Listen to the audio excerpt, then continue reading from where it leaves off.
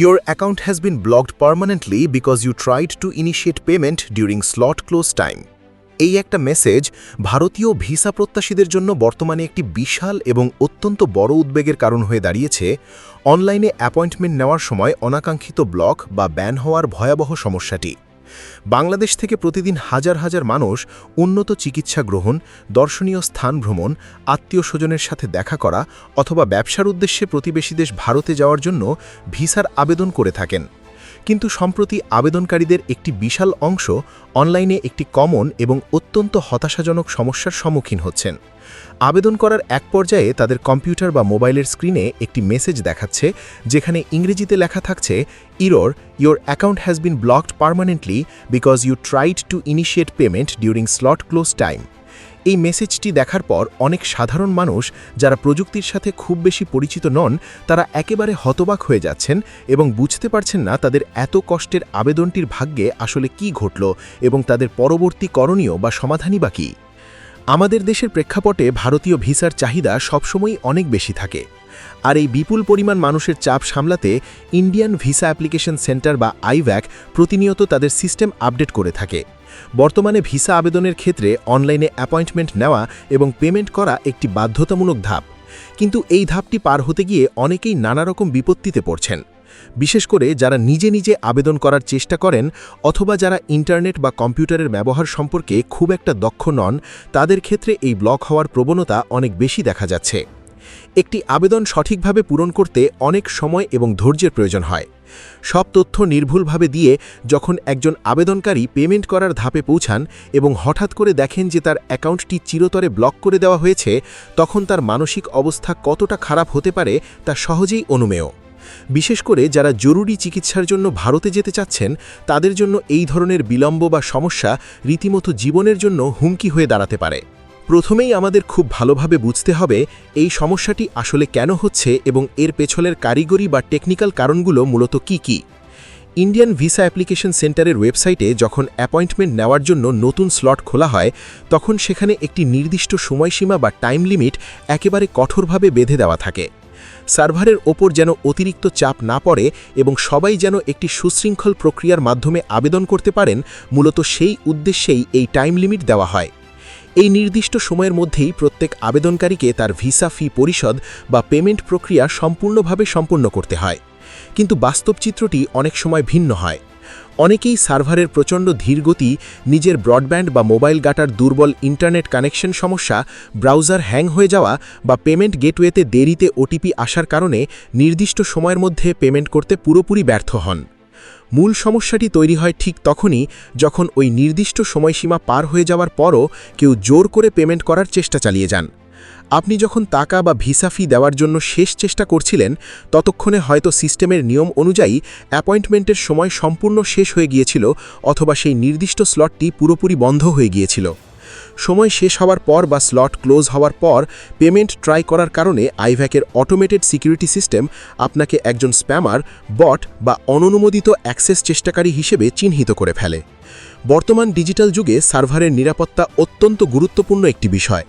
তাই নিরাপত্তার স্বার্থে এবং সিস্টেমকে হ্যাকার বা অনাকাঙ্ক্ষিত ট্রাফিকের হাত থেকে রক্ষা করতে তাদের সার্ভার স্বয়ংক্রিয়ভাবে আপনার অ্যাকাউন্ট বা ওয়েব ফাইল নম্বরটি পার্মানেন্টলি বা স্থায়ীভাবে ব্লক করে দেয়। এটি কোনো মানুষের তৈরি করা সিদ্ধান্ত নয়, বরং এটি সম্পূর্ণ একটি প্রোগ্রাম করা স্বয়ংক্রিয় সিদ্ধান্ত যা সিস্টেমের সুরক্ষার জন্য নেওয়া হয়। এখন সবার মনে একটি বড় প্রশ্ন ঘুরপাক খাচ্ছে যে এই পার্মানেন্ট ব্যান খেলে বা অ্যাকাউন্ট ব্লক হলে আপনি আসলে কি করবেন অথবা এর কার্যকরী সমাধান কি।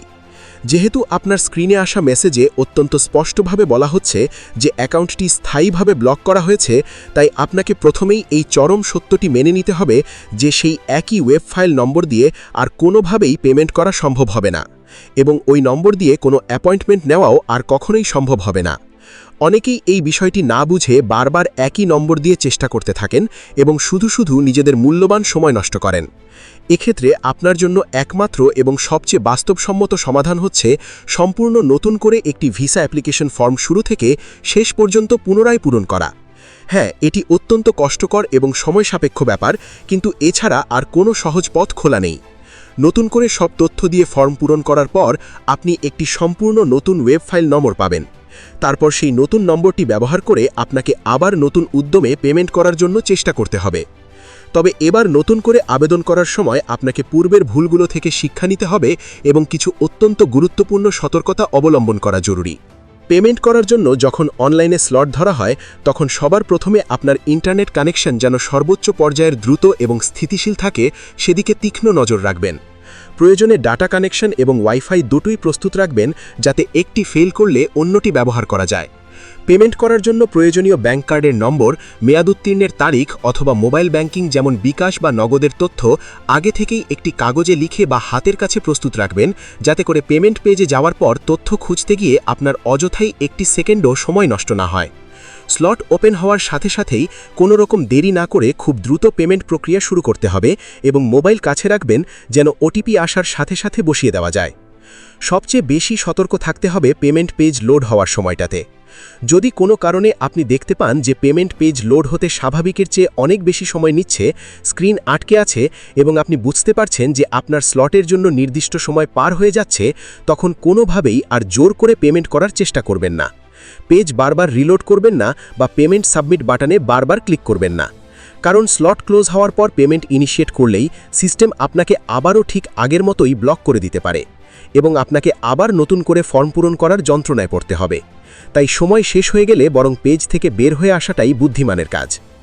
অনেক সময় আপনার নিজের কোনো ভুল না থাকলেও শুধুমাত্র সিস্টেমের কারিগরি ত্রুটি বা টেকনিক্যাল গ্লিচের কারণেও এমন অনাকাঙ্ক্ষিত ঘটনা ঘটতে পারে। যদি আপনার শতভাগ বিশ্বাস থাকে যে আপনি নির্দিষ্ট সময়ের মধ্যেই পেমেন্ট করছিলেন কিন্তু সার্ভার সমস্যার কারণে অযথাই আপনাকে ব্লক করা হয়েছে, তবে আপনি একটি বিকল্প পথের সাহায্য নিতে পারেন। আপনি চাইলে ইন্ডিয়ান ভিসা অ্যাপ্লিকেশন সেন্টারের হেল্পলাইনে সরাসরি ফোন করে যোগাযোগ করতে পারেন অথবা তাদের কাস্টমার সাপোর্ট ইমেল ঠিকানায় একটি বিস্তারিত ইমেল পাঠাতে পারেন। ইমেল করার সময় অবশ্যই আপনার পাসপোর্ট নম্বর, ব্লক হয়ে যাওয়া পূর্ববর্তী ওয়েব ফাইল নম্বর, আপনি কখন পেমেন্ট করার চেষ্টা করছিলেন সেই সময় এবং সমস্যার বিস্তারিত বিবরণ সুন্দর করে লিখে জানাবেন। প্রয়োজনে ব্লক হয়ে যাওয়া স্ক্রিনের একটি ছবিও অন্তর্ভুক্ত করে দিতে পারেন। তবে অভিজ্ঞতা থেকে দেখা যায় যে এই প্রক্রিয়ায় সমাধান আসতে অনেক বেশি সময় লেগে যায়। তাই ইমেইলের উত্তরের অপেক্ষায় বসে না থেকে নতুন করে ফর্ম পূরণ করে নেওয়াই সবার জন্য সবচেয়ে দ্রুত এবং সহজ সমাধান হিসেবে বিবেচিত হয়। যারা প্রতিনিয়ত নানা প্রয়োজনে ভারতীয় ভিসার জন্য চেষ্টা করছেন, তাদের প্রত্যেককে এই কারিগরি এবং প্রযুক্তিগত বিষয়গুলো সম্পর্কে অত্যন্ত পরিষ্কার এবং স্বচ্ছ ধারণা রাখতে হবে।